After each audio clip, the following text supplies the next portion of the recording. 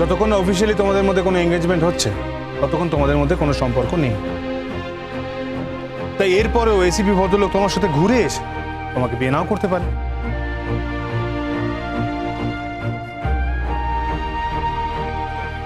Sir, আপনি এত brilliant teacher, কিন্তু দেখছি আইনে একদম কাঁচা। আপনার দেখছি মিনিমাম ধ্যান ধারণাটুকুও নেই।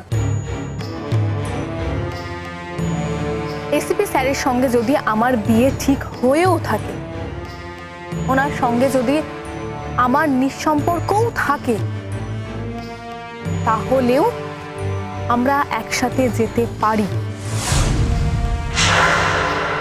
বিকজ আমরা এখন অ্যাডাল্ট। আর তাতে কারোর কিছু বলার থাকে না। কি কি বললে তুমি? কারুর কিছু বলার থাকতে পারে না? তুমি নিজেকে কি মনে করো? অনেক বড় লায়ক হয়ে গেছো তুমি,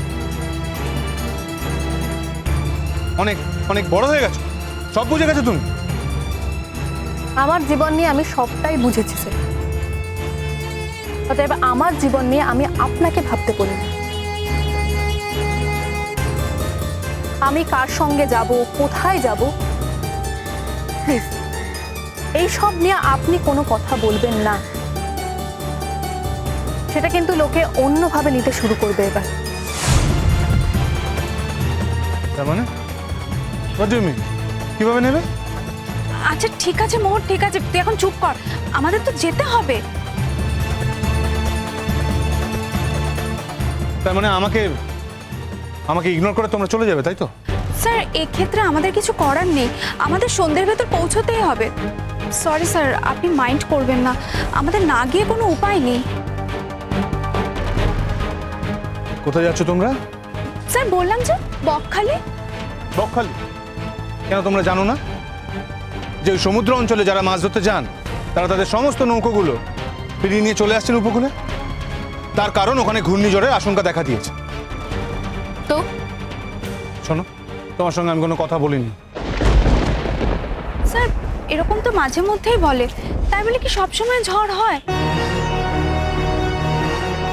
আর ঝড় হচ্ছে বলে কোনো টুরিস্ট বেড়াতে যাচ্ছে না এরকমও তো শুনিনি।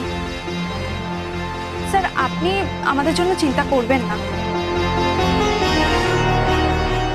যদিও স্যার আপনি আমাদের স্টুডেন্টদের জন্য এত চিন্তা করছেন বলে আপনাকে কৃতজ্ঞতা জানাচ্ছি। এত ভাববার কিছু নেই স্যার, আমরা ভালোভাবে ঘুরে ঠিক চলে আসবো। আচ্ছা স্যার। তোমরা কিন্তু সবাই বাড়াবাড়ি করলে।